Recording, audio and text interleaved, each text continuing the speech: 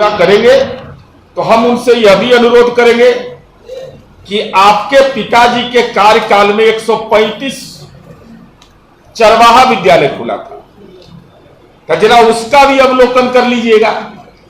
जाहिर है कि इससे अच्छा मौका कब मिलेगा आपको। चरवाहा विद्यालय जाके देख लीजिए और नीतीश जी का मेडिकल कॉलेज भी देख लीजिए।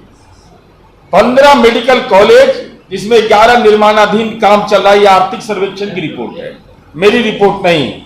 जीएनएम कॉलेज, बेटी नर्सिंग में दक्षिण भारत की बेटी मिलती थी। यहां तमाम वरीय लोग यहां पर बैठे हुए हैं। हॉस्पिटल में बिहार की बेटी नर्सिंग सुविधा देते नहीं मिलती थी। आज ऐसा कोई हॉस्पिटल नहीं है जहां बिहार की बेटी नहीं मिल रही है। एएनएम कॉलेज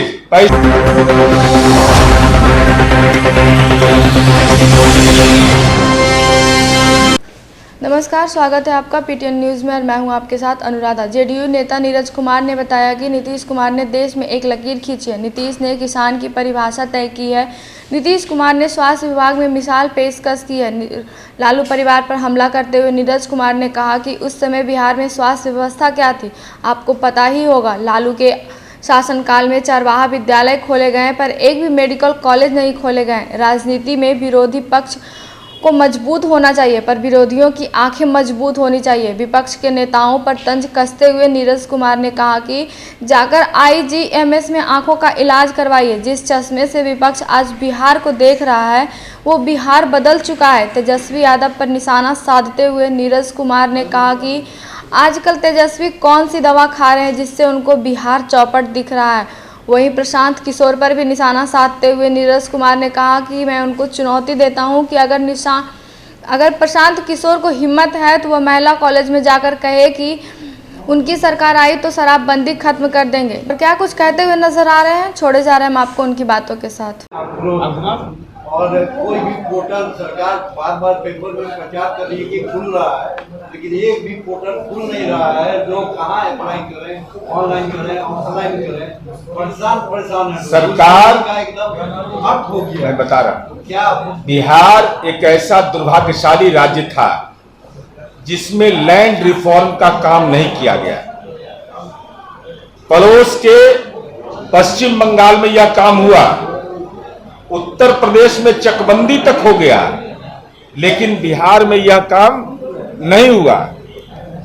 माननीय नीतीश कुमार जी के शासन काल में जब आप अपराध के आंकड़े की व्याख्या करिएगा, 67% हमारे यहां हत्याएं भूमि विवाद के चलते होता था। और इस बीच में 2009 में माननीय नीतीश कुमार जी ने भू विवाद निवारण अधिनियम बनाया, डीसीएलआर को इंपावर्ड किया कि आपको जुडिशियल पावर दे रहे हैं, लैंड किसका है नहीं है, टाइम फ्रेम में इसको आप टाइम फ्रेम में आप तय करिए। लेकिन न्यायालय ने इस पर रोक लगा दिया तो परेशानी हुई। नीतीश कुमार जी ने तब वैकल्पिक व्यवस्था किया और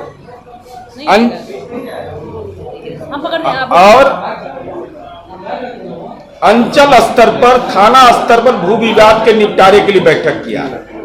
सर्वे कराने का सरकार ने फैसला लिया, अमीन की नियुक्ति किया, रेवेन्यू ऑफिसर को बहाल किया। सारे लोग आयोग से बहाल हुए, किसी का जमीन उन्होंने लिया बहाली में और न पैसा लिया किसी से, सबका बहाली एकदम फेयर हुआ है बहाली। और उसके बाद सरकार विज्ञापन भी दे रही है। यह सही है क्योंकि सर्वे बिहार के अंदर में एक महत्वपूर्ण समस्या है और सरकार के संज्ञान में भी है। जिन बातों की आप चर्चा कर रहे हैं, माननीय भू राजस्व मंत्री जी भी उसके लिए चिंतित है, उसके लिए दिशा में काम हो रहा है। सरकार विज्ञापन इसीलिए प्रकाशित कर रही है कि भू अभिलेख का अद्यतीकरण अगर आपको करना है तो निश्चित रूप से आपको कागजात चाहिए। अब बंसावली के मामले में एक कंफ्यूजन फैल गया था कि सरपंच से करवाइए, नहीं, उसकी कोई जरूरत नहीं है। जो आदमी जिसका परिवार है वो बंसावली को खुद लिख करके दे देगा। अब कोई आपत्ति आएगी तो उसका निराकरण होगा। तो सरकार उस दिशा में प्रयासरत है और ये भूमि सर्वे का काम बिहार के लिए आवश्यक है। लैंड डिस्प्यूट हमारे लिए सबसे बड़ा मेजर प्रॉब्लम है। तब नहीं ट्विटर बबुआ सब बोलते रहता है, नाम शनाम जो मन होता है सब बोलते रहता है। किशोर ने कहा है कि ताबून का आखिरी किल साबित होगा अब देखिए, माननीय प्रशांत किशोर जी राजनीति में व्यवसाय में थे, धंधा तो हम नहीं कहेंगे, वो बोलने में अच्छा नहीं लगता है, व्यवसाय में थे। उनके व्यवसाय पर तुषारापात हो गया। ताबूत में किसके किल ठोका जाएगा ये तो 2025 में बता देंगे, लेकिन जनता बताएगी। लेकिन मान्यवर प्रशांत जी यह तो बता दीजिए कि आपने पटना के कार्यक्रम में कहा कि हम उम्मीदवार को पैसा देंगे। कहां से, कौन पैसा दे रहा है आपको? आप तो पॉलिटिकल पार्टी है नहीं। कौन है डोनेशन देने वाला? कोई ब्लैक मार्केटियर है, स्मगलर है? किसका पैसा है वो? पॉलिटिकल पार्टी हम चला रहे हैं तो हमको तो कोई डोनेशन देगा, लेकिन जो पॉलिटिकल पार्टी नहीं चला रहा हो और इनका जवाब आया इसका, मैंने जब सवाल उठाया कि हमने जिनके लिए काम किया है वो दे रहे हैं, तो कौन दे रहा है नाम बताइए। इनकम टैक्स रिटर्न में उन्होंने दाखिल किया कि नहीं? जिन राज्यों में आप अपना दावा कर रहे हैं तो कोई आपको नेताजी दे रहे हैं? ईडी सक्रिय है, अपने तो जेबे करिएगा, अब नेताजी के उपाय कर दीजिएगा। ये पैसा देने की बात आपने कैसे कहा? ये धन बल की राजनीति की बात अगर आप कर रहे हैं तो इसका मतलब है कि राजनीति में काला धन आपके पास आ रहा है। तो जो काला धन वाला लोग रहता है उसका दिल काला होता है, और जिसका काला है ना वो परमानेंट काला रहता है। पूरा करेंगे तो हम उनसे यह भी अनुरोध करेंगे कि आपके पिताजी के कार्यकाल में 135 चरवाहा विद्यालय खुला था, तो जरा उसका भी अवलोकन कर लीजिएगा। जाहिर है कि इससे अच्छा मौका कब मिलेगा आपको? चरवाहा विद्यालय जाके देख लीजिए, और नीतीश जी का मेडिकल कॉलेज भी देख लीजिए। 15 मेडिकल कॉलेज, जिसमें 11 निर्माणाधीन काम चल रहा है। यह आर्थिक सर्वेक्षण की रिपोर्ट है, मेरी रिपोर्ट नहीं। जीएनएम कॉलेज, बेटी नर्सिंग में दक्षिण भारत की बेटी मिलती थी। यहां तमाम वरीय लोग यहां पर बैठे हुए हैं। हॉस्पिटल में बिहार की बेटी नर्सिंग सुविधा देते नहीं मिलती थी। आज ऐसा कोई हॉस्पिटल नहीं है जहां बिहार की बेटी नहीं मिल रही है। एएनएम कॉलेज 65, पारा मेडिकल 28, तो ये सब भी देख लेना चाहिए। चरवाहा विद्यालय भी, उसकी सूची भी हम प्रेषित कर देंगे कि भाई चरवाहा विद्यालय भी है, वहां हम क्या काम अभी कर रहे हैं, तो जरा बताइएगा ना भाई।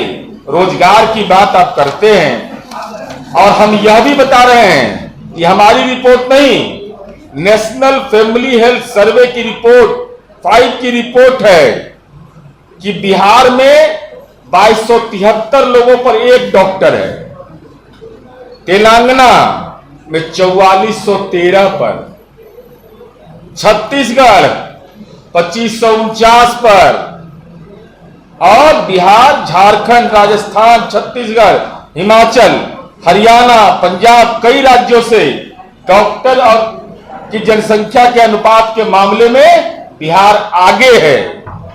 तो यह बिहार के लिए तो महत्वपूर्ण विषय है। और तब बिहार आगे है जब मान्यवर लालू प्रसाद जी के शासनकाल में बोहनी के लिए भी एक मेडिकल कॉलेज बिहार में नहीं खोला इन्होंने। गलती से भी चरवाहा विद्यालय तो ही खोलते थे, मेडिकल कॉलेज से न जाने क्यों घृणा थी इनको। मेडिकल कॉलेज, एएनएम कॉलेज, इन चीजों से कोई सरोकार इनका नहीं था। और आप देखे होंगे कि अभी पटना मेडिकल कॉलेज अस्पताल का पुनर्निर्माण हो रहा है, और कहा जाता है कि एशिया का दूसरा बड़ा हॉस्पिटल बनने जा रहा है।